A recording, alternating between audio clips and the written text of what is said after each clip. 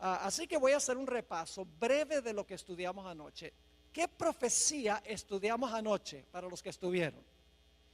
La profecía de Daniel, el capítulo 7.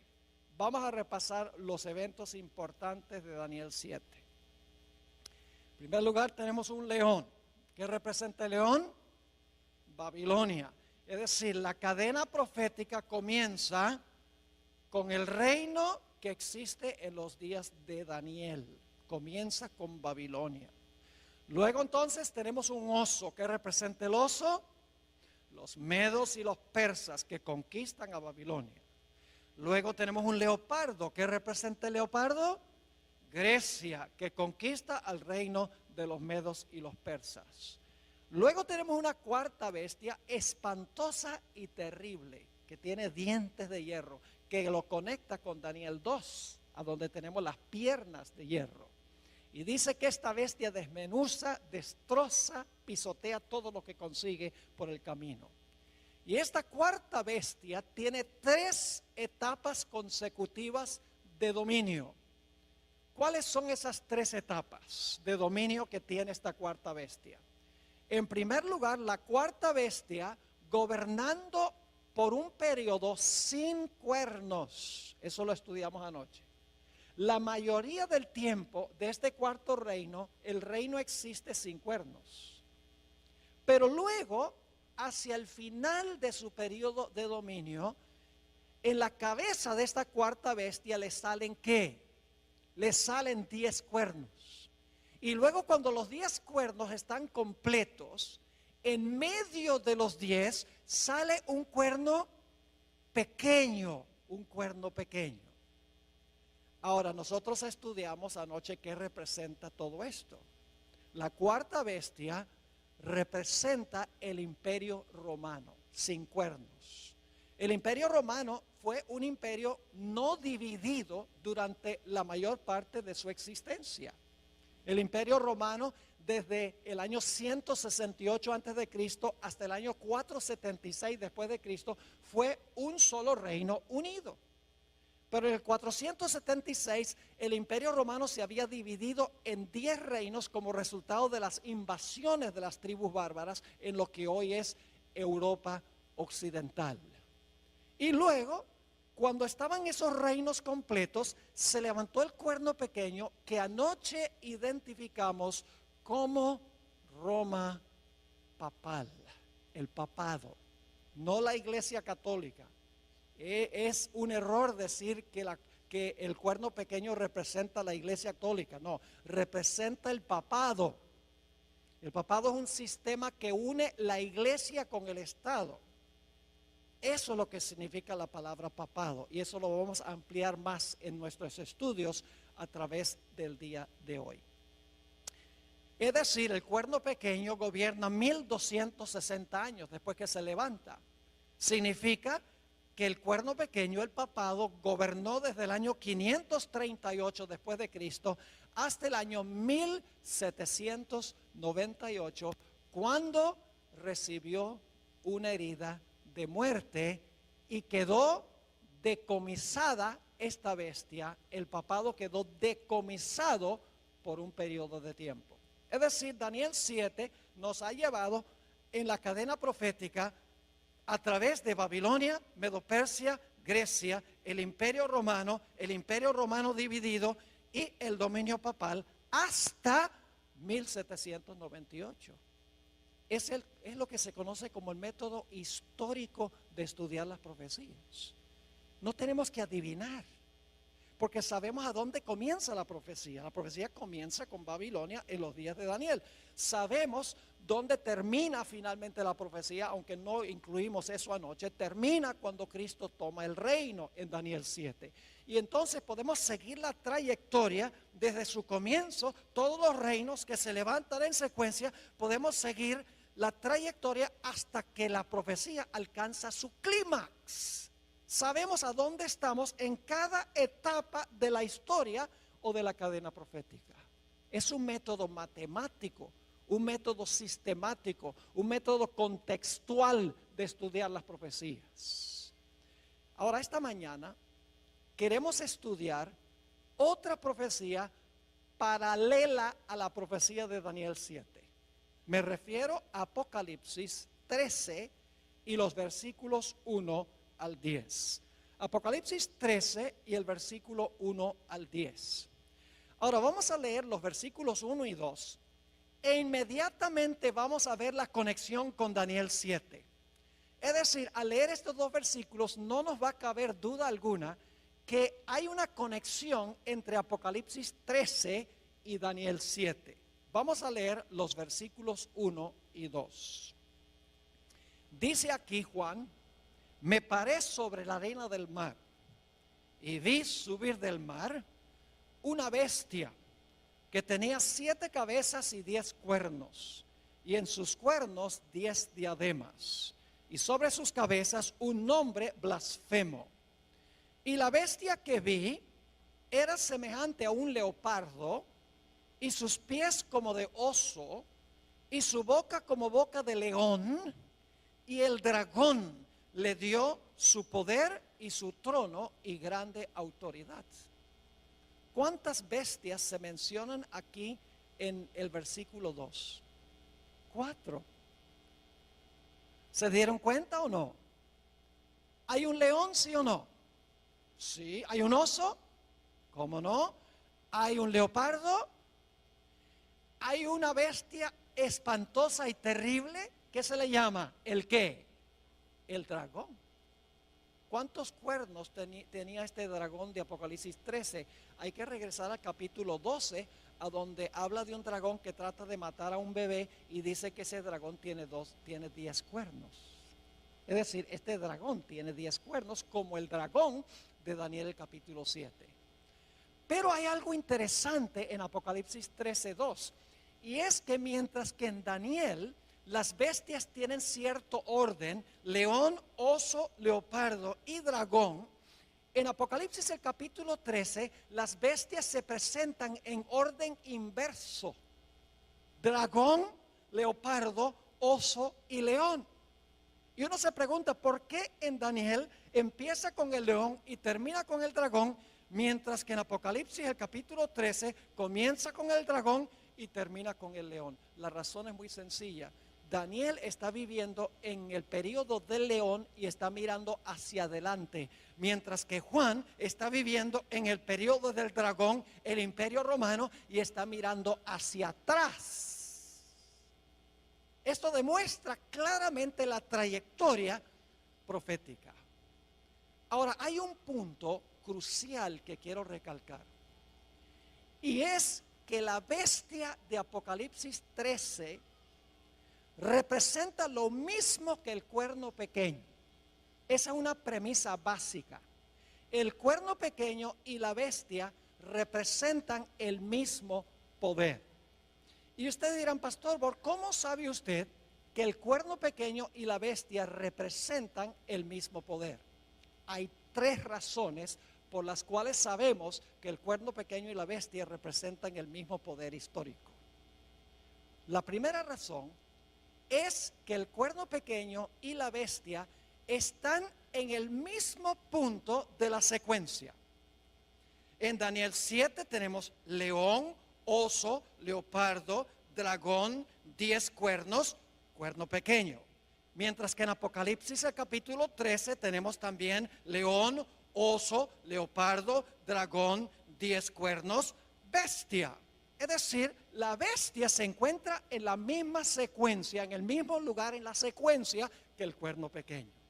Así que como se encuentra en el mismo lugar en la secuencia o en la cadena profética, sabemos que el cuerno pequeño y la bestia representan el mismo poder. Es decir, en primer lugar sabemos que la bestia y el cuerno pequeño son el mismo poder porque están en el mismo lugar en la cadena profética. Hay una segunda razón.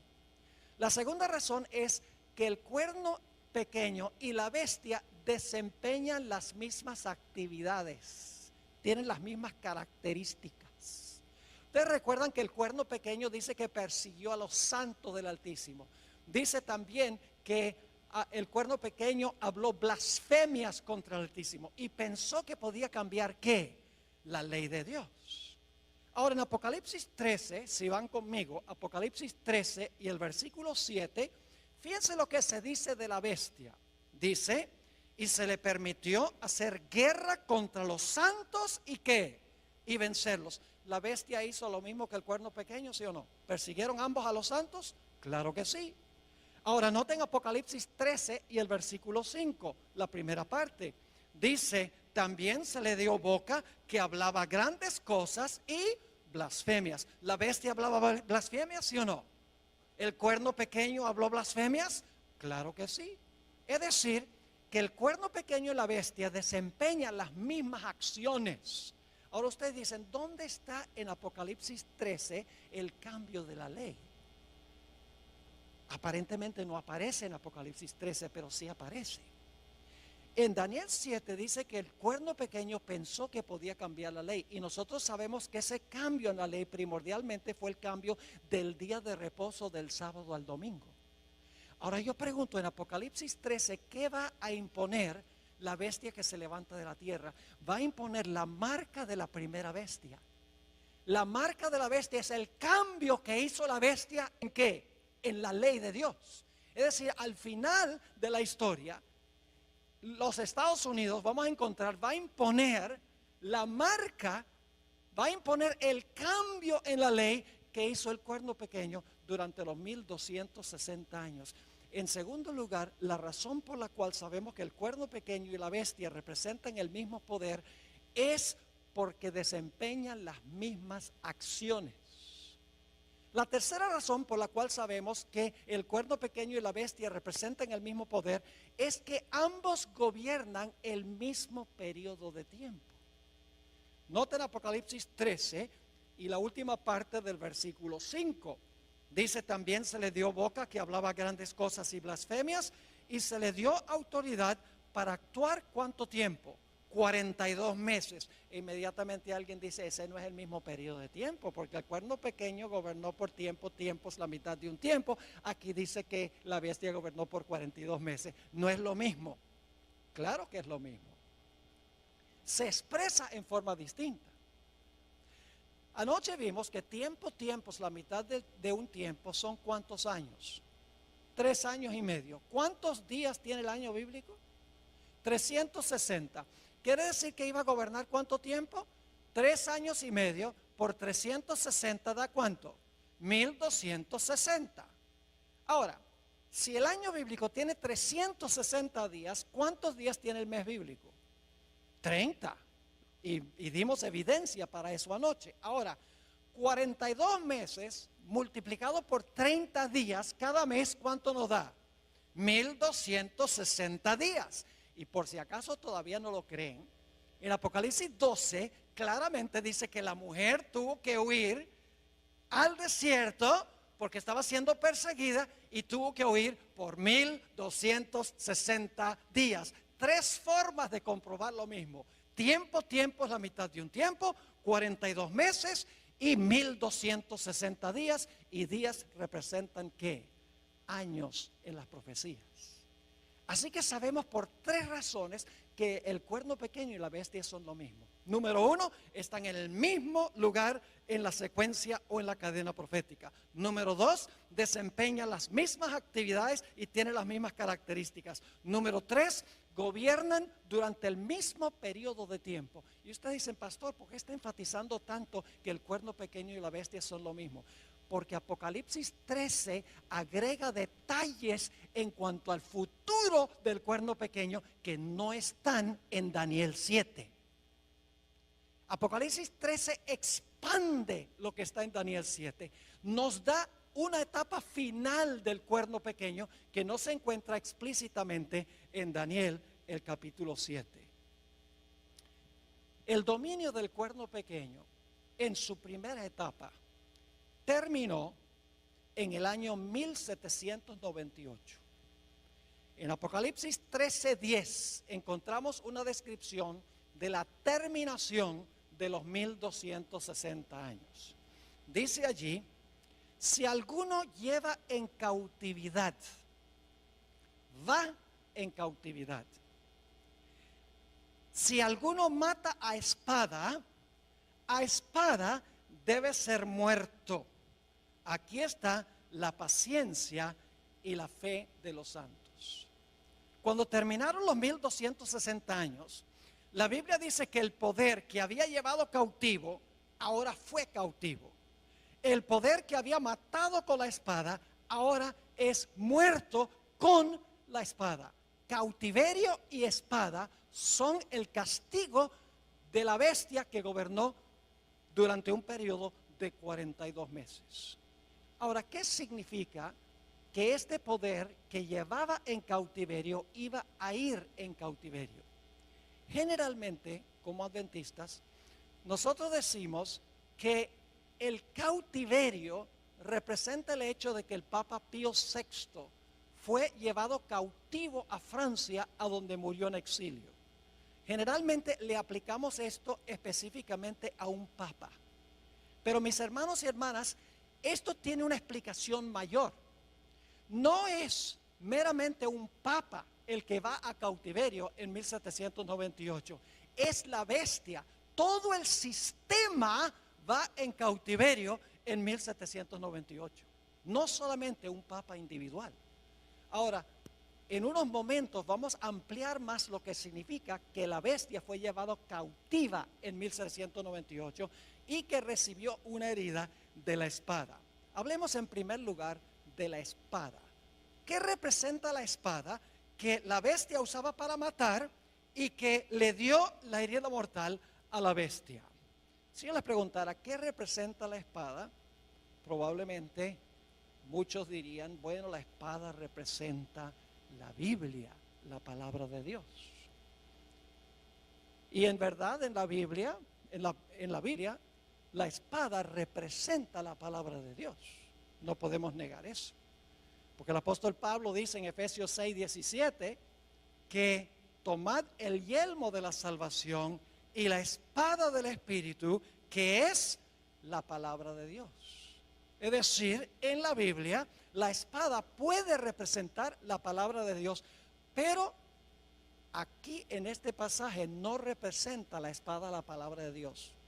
La espada que hirió a la bestia no es la Biblia, no es la palabra de Dios. Y usted dice, pero pastor, si claramente Pablo dice que la espada del Espíritu es la palabra de Dios. Escuchen bien, hermanos y hermanas, en la Biblia los símbolos no siempre significan lo mismo. Por ejemplo, si yo les preguntara qué representa un león, ¿qué me dirían? ¿Un león puede representar a Jesús? El león de la tribu de Judá. ¿Puede representar a Satanás? Anda cual león rugiente buscando a quien devorar. ¿Puede representar a Babilonia?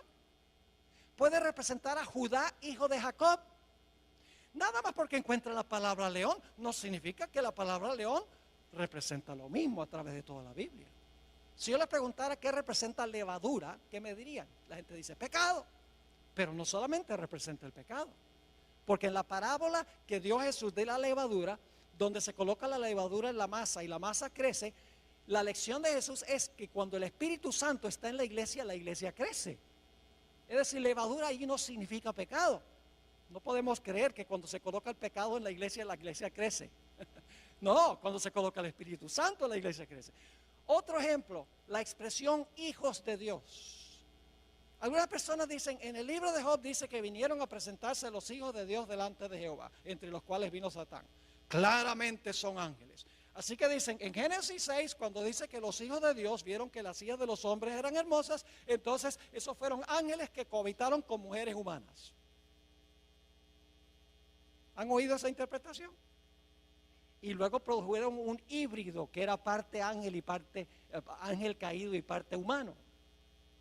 Pero lo que están haciendo es cometiendo el error de decir que la expresión hijo de Dios significa lo mismo en todos los contextos. Yo pregunto, la expresión hijo de Dios puede significar otra cosa en otros contextos. Nosotros somos hijos de Dios. Mirad cuál amor nos ha dado el Padre, que seamos llamados hijos de Dios. Entonces todos somos angelitos. No, la expresión hijos de Dios varía de acuerdo al contexto en el cual se encuentra. Así que cuando aquí dice que la espada hirió a la bestia, nada más porque Pablo dice que la espada del Espíritu es la palabra de Dios, no significa que aquí la espada representa la Biblia o la palabra de Dios. Aquí la espada no puede representar la palabra de Dios. Y usted dice, ¿por qué no? Escuchen bien. Dice que la bestia usaba la espada para matar. Yo pregunto, ¿el papado usaba la Biblia para matar a la gente? ¿El papado usaba la Biblia para matar a la gente? No. Así que podemos saber que esta espada que hirió a la bestia no puede ser la Biblia, porque dice que la espada que la bestia usaba para herir es la misma espada que le iba a dar la herida mortal. Entonces, claro, la clave es ¿qué representa entonces en Apocalipsis 13 la espada? La Biblia le da otra explicación a la espada.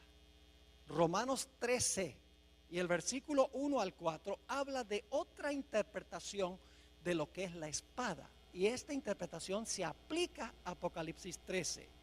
Dice allí en Romanos 13, 1 al 4, sométase toda persona a las autoridades superiores. ¿Quiénes son las autoridades superiores? El gobierno, muy bien, el poder civil. Porque no hay autoridad sino de parte de Dios. Y las que hay por Dios han sido establecidas. De modo que quien se opone a la autoridad, es decir, al poder civil, a lo establecido por Dios resiste. Y los que resisten acarrean condenación para sí mismos. Porque los magistrados, ahí está hablando del gobierno, porque los magistrados no están para infundir temor al que hace el bien, sino al malo. ¿Quieres pues no temer la autoridad? ¿Quieres no tenerle miedo al gobierno, al poder civil? Haz lo bueno y tendrás alabanza de ella. Y ahora viene el versículo clave. Porque es servidor de Dios para tu bien. Pero si haces lo malo, teme, porque no en vano que lleva la espada, pues es servidor de Dios, vengador para castigar al que hace lo malo. ¿Quién tiene la espada? El poder civil tiene la espada. ¿Y cómo usa el poder civil la espada? Yo pregunto, si una persona le roba a otra persona, ¿el poder civil usa la espada para encarcelar a esa persona? ¿Cómo no? En algunos estados, como Texas, si un individuo es culpable de asesinato, el poder civil usa la espada para ejecutar el decreto de muerte contra esa persona. ¿Cómo no? La espada significa la capacidad que tiene el poder civil para castigar violaciones del Código Civil. Usa la espada para castigar a los que violan el Código Civil, que violan las leyes legítimas del gobierno. No es la Biblia, es la capacidad de castigar violaciones del Código Civil. Es decir, la espada la posee el poder civil. La iglesia tiene su espada. ¿Y cuál es la espada de la iglesia? La Biblia. ¿Y cómo usa la iglesia su espada? Cualquiera que no está de acuerdo, le cortan la cabeza. Estoy hablando sarcásticamente. No. En el día postero tendrán que arreglárselas con Dios. Pero la iglesia se le ha dado la espada, y la espada la usa predicando el evangelio. Yo estoy usando la espada ahora. Pero el poder civil también tiene su espada. Y la espada es la capacidad de castigar violaciones del Código Civil que disturbian el orden social o la paz de la sociedad, la propiedad, la vida, la reputación, etcétera. Así que en 1798 lo que sucedió fue que el poder civil de Francia, que antes le daba la espada a la iglesia, ahora le quitó de la mano la espada, y con esa espada se le volcó en contra y le dio una herida mortal al papado. Es decir, la herida mortal es cuando se levantó el poder civil en contra del papado, porque antes el papado había usado el poder civil para castigar violaciones de la iglesia. Cualquiera que no estaba de acuerdo con lo que enseñaba la iglesia decía al poder civil: mira, toma tu espada y castiga a esa persona, échalo a la cárcel, o incinéralo, o ponlo en la cárcel, o tortúralo. eso es lo que hacía la iglesia, usaba la espada del poder civil para castigar violaciones religiosas. Pero en 1798 Francia le quitó la espada a la iglesia católica, a la iglesia romana, le dijo: ya no vas a usar más la espada para perseguir.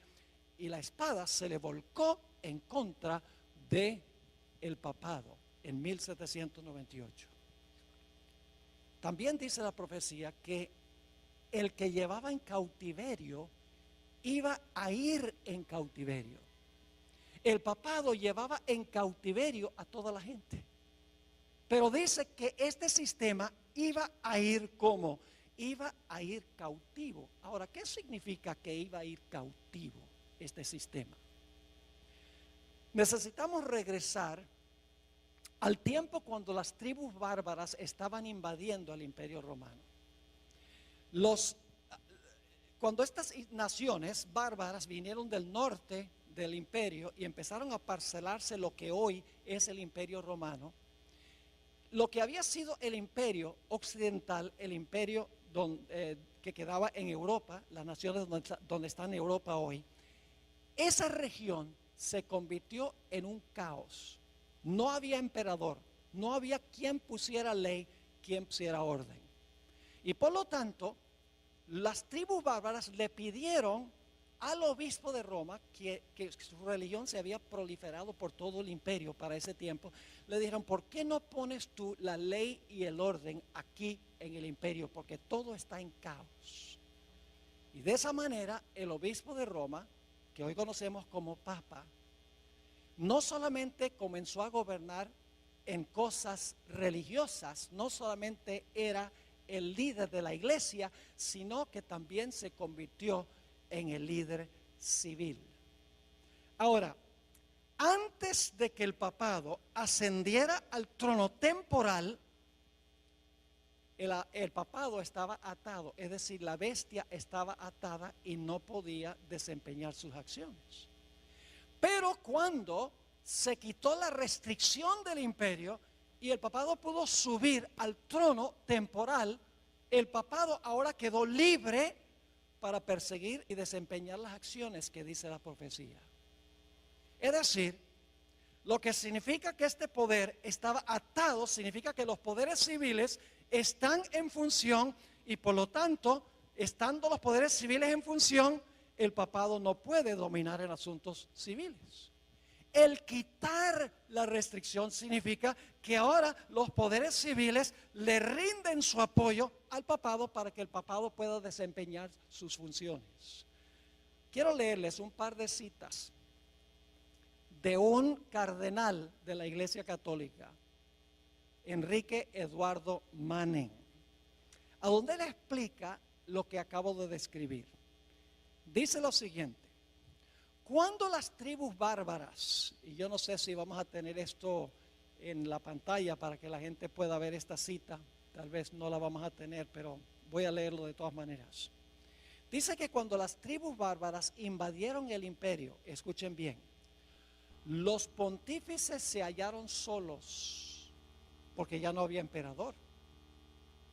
Como la única fuente del orden, la paz, la ley y la seguridad. Es decir, cuando los bárbaros invadieron, ahora como no había emperador, no había ley ni orden, dice que el único que podía mantener un poco el orden eran los obispos, es decir, el obispo de Roma, los que llamamos papas hoy, los pontífices. Y ahora escuchen cómo se describe esto. Y desde la hora de esta liberación providencial, ¿qué necesita usted hacer para liberar a alguna persona? La persona tiene que estar ¿qué? La persona tiene que estar cautiva, ¿verdad? Si se va a librar es porque está cautiva. Es decir, cuando el Papa asciende, dice esto, para establecer orden en el imperio, no solamente religioso, sino civil, dice, desde la hora de esta liberación providencial, cuando por intervención divina se le cayeron las cadenas de las manos al sucesor de Pedro. Es decir, cuando ahora el papado no solo gobierna en asuntos religiosos, sino en asuntos civiles, dice que se le caen las cadenas de las manos al sucesor de Pedro, porque antes estaba ¿qué? Encadenado. como una vez habían caído de las suyas, ningún soberano ha reinado en Roma, sino el vicario de Jesucristo. En otra cita, Manning dice lo siguiente: el papado esperó hasta el momento propicio en que Dios rompiera sus ¿qué? ¿En qué condición estaba el papado antes de ascender al poder civil, de usar el poder civil? ¿Estaba qué? Atado. Dicho sea de paso, aquí tenemos que entender 2 Tesalonicenses 2, donde dice que había uno que detenía para que no se manifestara el hombre de pecado. ¿Lo han leído? ¿Qué era lo que detenía al papado para que no pudiera manifestarse? El poder civil de Roma. Mientras el poder civil de Roma estaba, el hombre de pecado estaba ¿qué? Atado. Cuando es quitado del medio el poder civil y ahora el papado gobierna, ahora es ¿qué? Librado. ¿Están entendiendo o no? Ahora dice, el papado esperó hasta el momento propicio en que Dios rompiera sus ataduras y lo librara de la sujeción a los poderes civiles.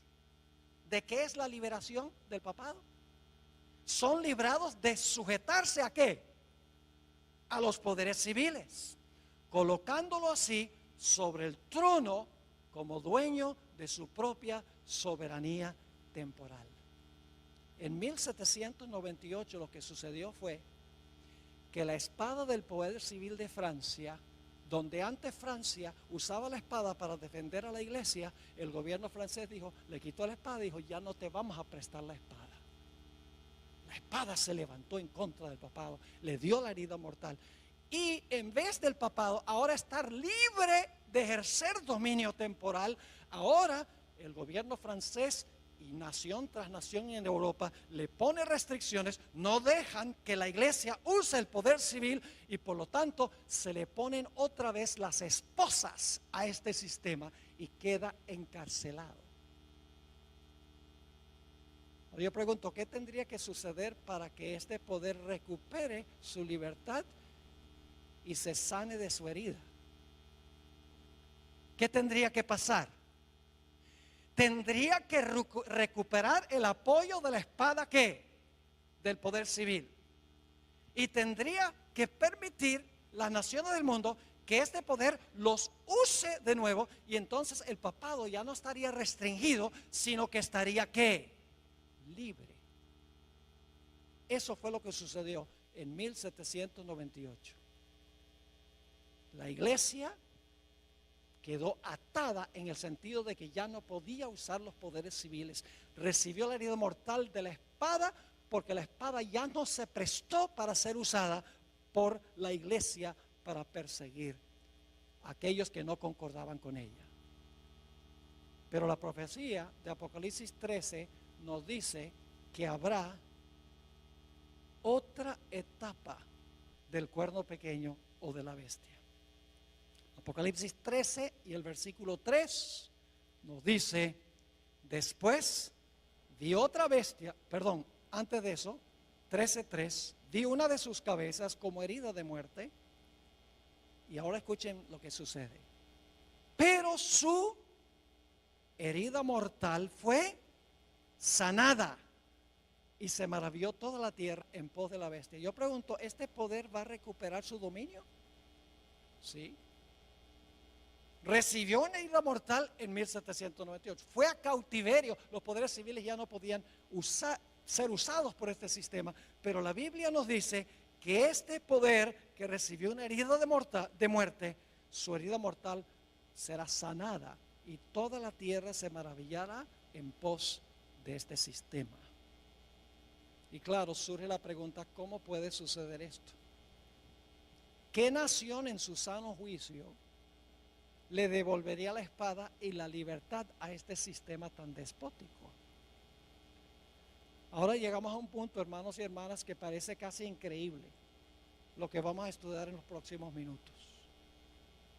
En Apocalipsis 13:11, inmediatamente después de hablar de la herida mortal y el cautiverio de la bestia,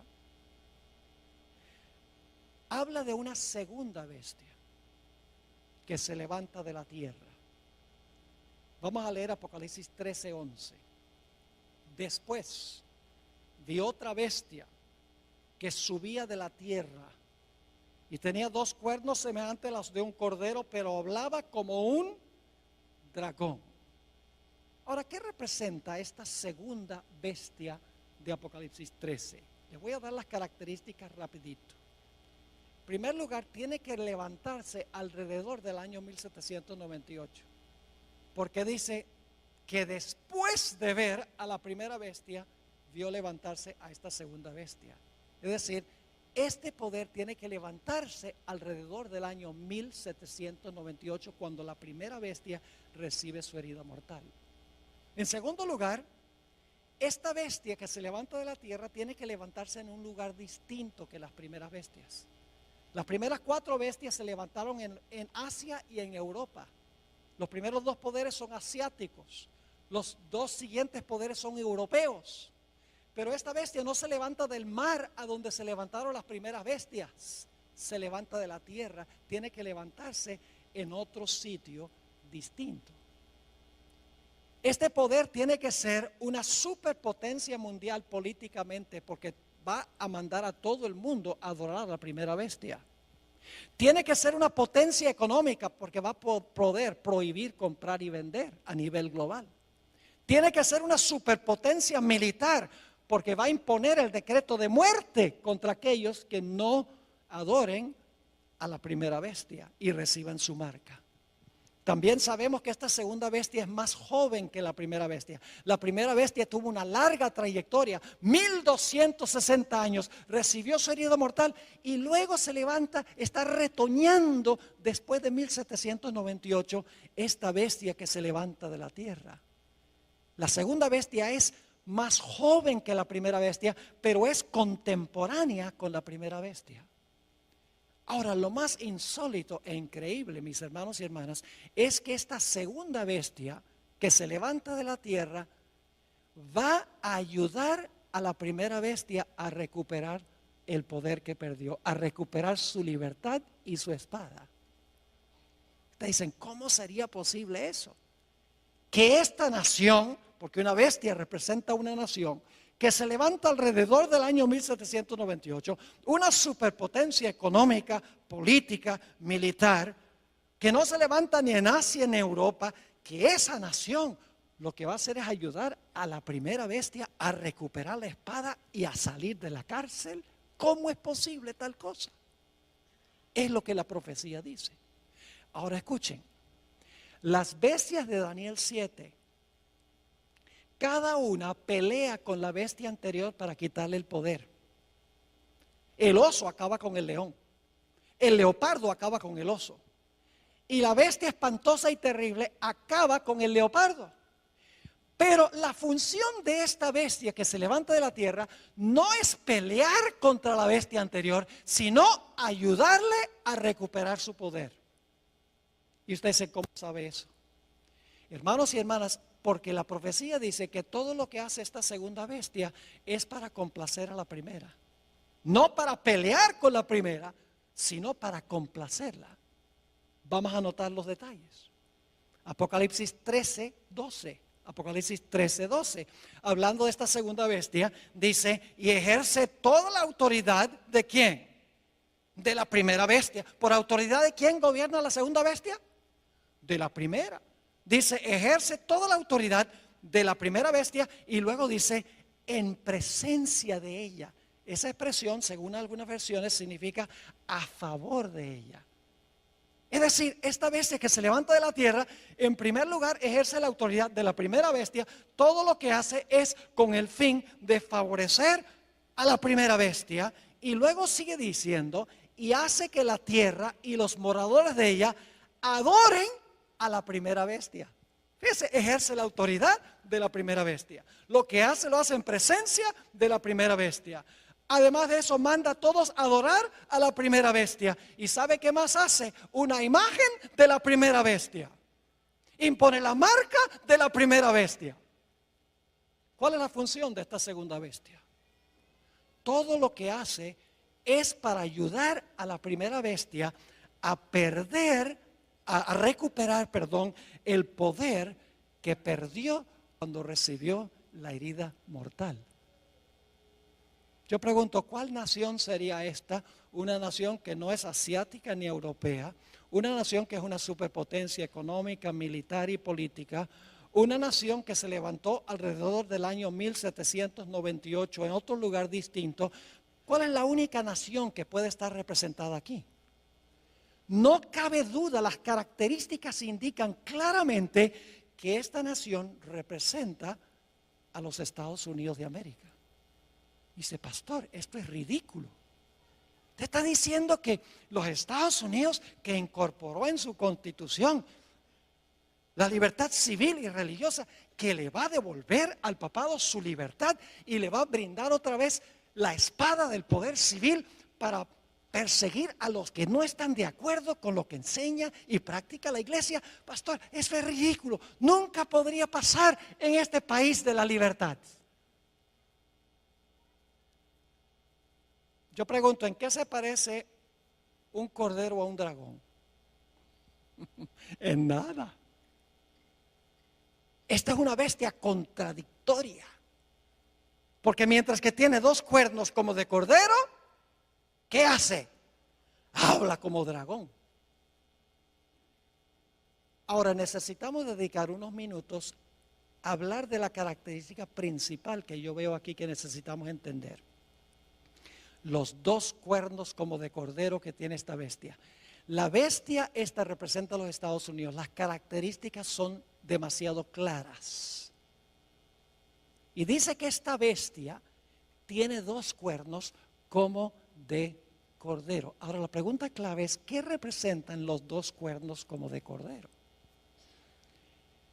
El paralelo más cercano que tenemos se encuentra en Daniel 8.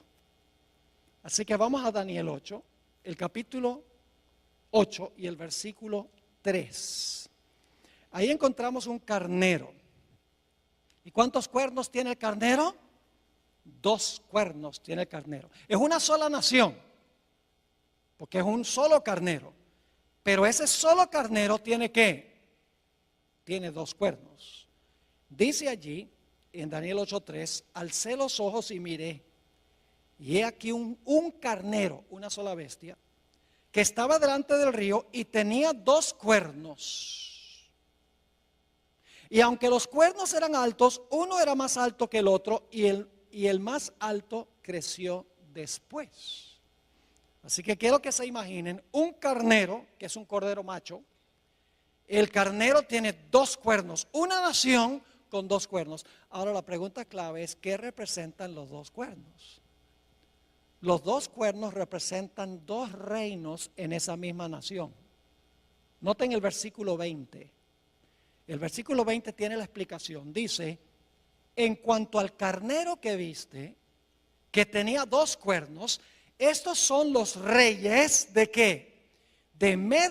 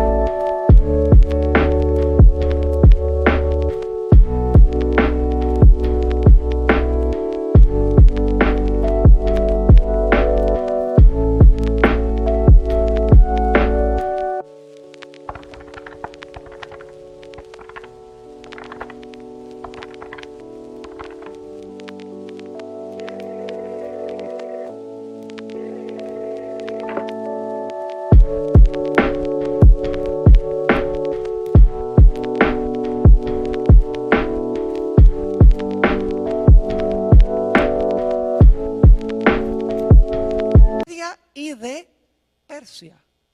Era una nación que se componía de dos reinos. Entonces yo pregunto, ¿qué representan los dos cuernos como de cordero? Tiene que ser una sola nación porque es una sola bestia. Pero como tiene dos cuernos como de cordero, debe ser una nación que se compone de dos ¿qué? De dos reinos, porque los cuernos representan reinos. Usted no puede decir que los 10 cuernos en la cabeza del dragón son reinos.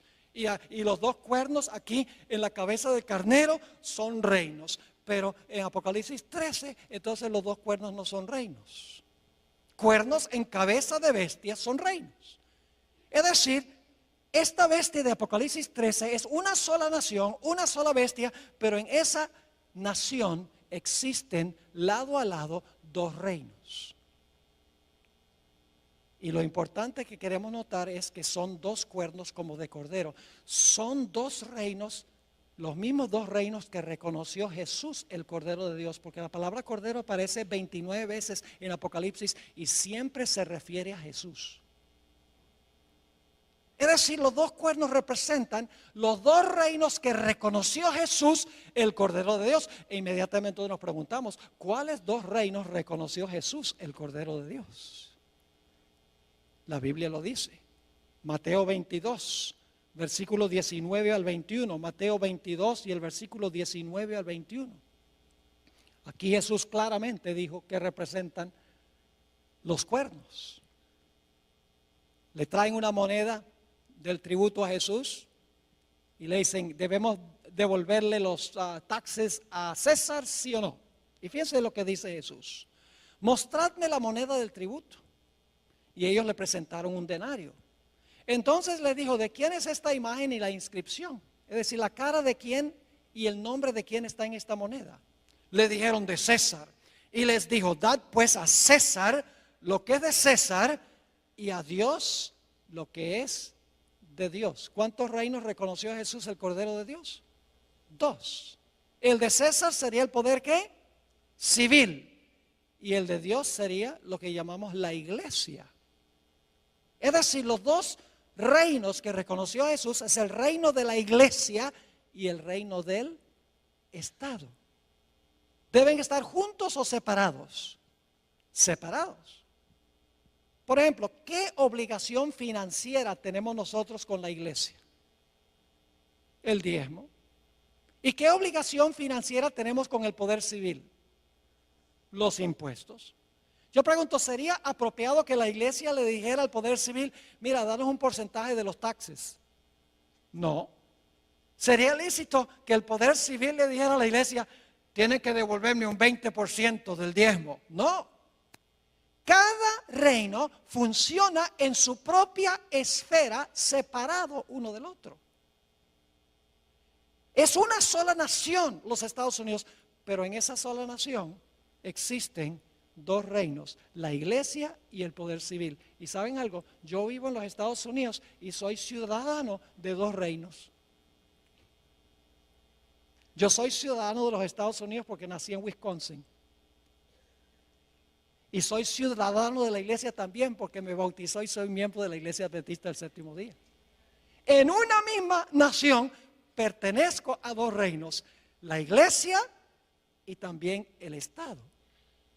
¿Están entendiendo lo que significan los dos cuernos? Representa el hecho de que en una sola nación, los Estados Unidos, va a existir la idea de dos reinos separados uno del otro. El gobierno, el poder civil, y la iglesia, el poder religioso. Y escuchen bien, el Señor Jesucristo rehusó la idea de que la iglesia usara el poder civil, la espada del poder civil, para defender su reino. Desde un comienzo de su ministerio, el diablo le ofreció a Jesús todos los reinos del mundo. ¿Y qué dijo Jesús? Apártate de mí, Satanás. Yo no vine a tomar las riendas del poder civil, yo vine a establecer mi iglesia. Jesús reconoció la existencia de dos reinos. Noten Juan 18:36. Aquí Jesús está en una entrevista personal con Pilato y Pilato le pregunta, bueno, ¿eres tú un rey, Jesús? Y fíjense lo que dijo Jesús. Mi reino no es de este mundo. ¿Cuántos reinos reconoció Jesús? Dos. El de él y ¿cuál? El del mundo. Mi reino no es de este mundo. Si mi reino fuera de este mundo, mis servidores pelearían, usaría la espada, en otras palabras, para que yo no fuera entregado a los judíos, pero mi reino no es de aquí. Pero ¿sabe lo que querían los judíos? Los judíos constantemente querían que Jesús se apropiara del poder civil, del poder del gobierno, que usara la espada para imponer su religión. Jesús dijo, yo no vine a eso. Yo vine a establecer un reino, mi iglesia, La hermana White dice que Jesús se mantuvo separado de la administración del gobierno civil de Roma. Nunca vemos a Jesús apelando a Roma para defender su reino. Jamás. Sus propios discípulos manifestaron que ellos querían usar la fuerza del poder civil para castigar al que no estaba de acuerdo con el reino de Jesús. Santiago y Juan, los hijos del trueno, cuando Jesús estaba en su último viaje a Jerusalén, Jesús quería pasar por algunas aldeas samaritanas para cortar camino.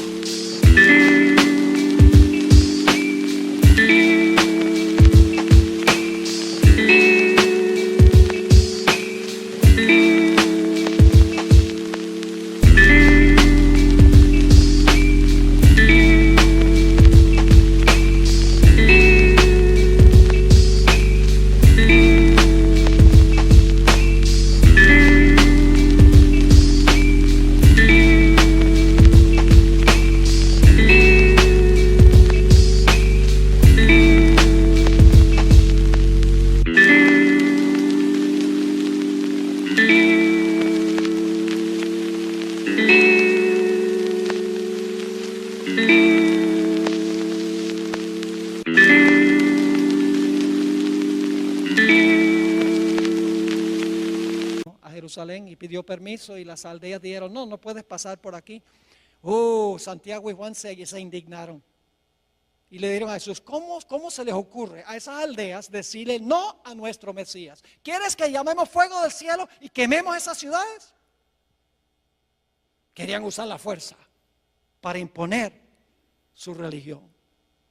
Cuando Jesús alimentó a los 5,000, Judas, el cabecilla, revolvió a la muchedumbre para que tomaran a Cristo y lo hicieran rey. La Biblia dice que Jesús se fue, no había venido para ser rey. Y cuando Jesús estaba en Getsemaní y vinieron a arrestar a Jesús, el apóstol Pedro saca la espada y le tira un zarpazo al siervo del sumo sacerdote y le cortó la oreja. Y créame, no le estaba tratando de cortar la oreja, le quería cortar la cabeza, pero le falló la puntería, porque era pescador y no soldado. ¿Y qué le dijo Jesús? Bien hecho, Pedro. Y le dijo a los otros discípulos, tomen ustedes también la espada, defiendan mi reino. No. Jesús dijo algo muy parecido a lo que leímos en Apocalipsis. Dijo, guarda tu espada en su lugar, porque el que mata la espada, a espada será muerto.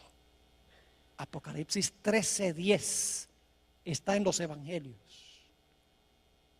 El Señor Jesucristo no vino a este mundo para establecer su reino usando la espada del poder civil. Pero yo pregunto, después de algunos siglos, ¿qué hizo la iglesia? La iglesia se tornó apóstata porque ascendió al trono, fue librado de los poderes civiles y ascendió ahora para gobernar, salió de la cárcel, fue librado y ahora gobierna en asuntos civiles y usa la espada del poder civil para imponer su religión. Eso pasó en los días de Constantino. En adelante la iglesia se tornó apóstata. Y el reino que Jesús había rechazado, ahora el obispo de Roma dijo, yo lo acepto. ¿Están entendiendo lo que significa la liberación de este sistema? Lo que significa el tomar la espada. Mis hermanos y hermanas, lo que sucedió en 1798 fue que el poder civil le quitó el apoyo de la espada al papado. Dijo, ya no nos vas a usar más. Y como ya no lo podía usar más, este poder quedó cautivo, quedó amarrado. El mismo libro de Apocalipsis explica qué significa estar atado o estar librado. Permítame mencionar brevemente eso y luego terminamos. Yo pregunto, ¿el diablo hoy en día está suelto causando desastres? ¿Por qué puede Satanás hoy en día causar tantos desastres? Porque él tiene gente que lo apoya, ¿sí o no? Mientras tiene sus gentes, primordialmente los reyes de la tierra, está libre. Pero ¿qué sucede en la segunda venida de Jesús? Todos los que lo apoyan, ¿qué? Van a quedar muertos. Y como resultado, ¿qué va a pasar con Satanás? Dice que desciende un ángel del cielo con una gran cadena en su mano y lo amarra y lo echa en la prisión. Cuando Satanás no tiene quien lo apoye, está atado. Pero yo pregunto, ¿después del milenio va a ser desatado? ¿Qué significa el hecho de que va a ser desatado? Significa que ahora todos los impíos van a ¿qué? A resucitar. Ahora tiene quien los apoye. Y por lo tanto dice, será soltado de su prisión. Cuando el papado tenía el apoyo de los poderes civiles, estaba ¿qué? Libre para hacer sus acciones que menciona la Escritura. Pero cuando recibió la herida mortal, cuando perdió el apoyo del poder civil, ¿qué sucedió? Quedó ¿qué? Atado. Pero yo pregunto, ¿va a llegar el momento en que va a ser desatado? Sí, cuando los poderes civiles le brinden otra vez su apoyo. ¿Me están entendiendo lo que estoy diciendo? Segundo de Tesalonicenses 2 es un capítulo supremamente importante para entender esto. Mis hermanos y hermanas, Jesús vino solo para establecer un reino espiritual, la iglesia. Y que la iglesia usara la espada del Espíritu, que es la palabra de Dios. Nunca usar el poder civil. Pero la Biblia dice que este poder, el papado, que imperó por 1260 años, su herida mortal se va a sanar. Y no solo Europa, sino todo el mundo se va a maravillar en pos de este sistema. Y yo les digo, yo fui a Filadelfia cuando vino el Papa y les puedo asegurar que lo vi con mis propios ojos. Cómo esta profecía se puede cumplir. Esta tarde voy a compartir un poco más de detalles con ustedes. Jesús vino a implantar los principios de su reino en el corazón del ser humano. Termino con un versículo, dos versículos. Lucas 17, 20 y 21 nos dice por qué Jesús vino. Dice, preguntado por los fariseos, ¿cuándo había de venir el reino de Dios? Y ellos, claro, creían que era el reino de la fuerza.